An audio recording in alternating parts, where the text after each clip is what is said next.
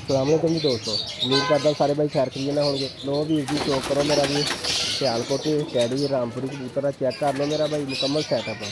बच्चे वड्डे सारे मिक्स हुआ, तकरीबन 10 बच्चे आ, बाकी सारे वड्डे पट्ठियाँ पट्ठे आ, वड्डे कबूतर आ, अंडे बच्चे घट चेक कर लो मेरा भाई। काला टैडी कबूतर है, शो कर लो सामने जीरा टैडी कबूतर बैठा, देख लो मेरा भाई तसल्ली कर लो।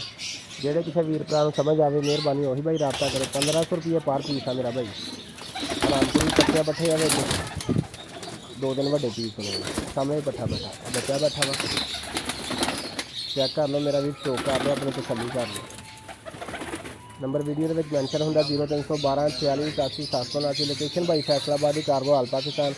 1500 रुपये पर पीस है, टोटल मेरा भाई 30 पीस है, चेक कर लो शो कर लो मेरा भाई। टैडी कबूतर आ, रामपुरी आ, सियालकोटी आ, मुकम्मल सैटअप है, अंडे बच्चों के समेत, चेक कर लो मेरा भी। कोई कबूतर में फिरोजपुरी आ सामने बैठा, चेक कर लो मेरा भी। कुछ जोड़े अंडे बच्चे किए हुए हैं, कुछ पट्ठिया पट्ठे, चेक कर लो मेरा भाई।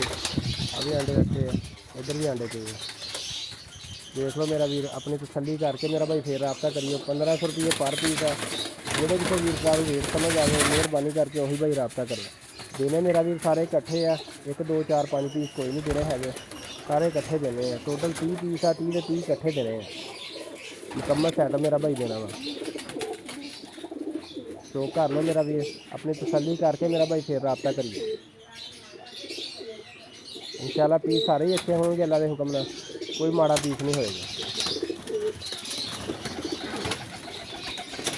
लो मेरा भी शो कर लो।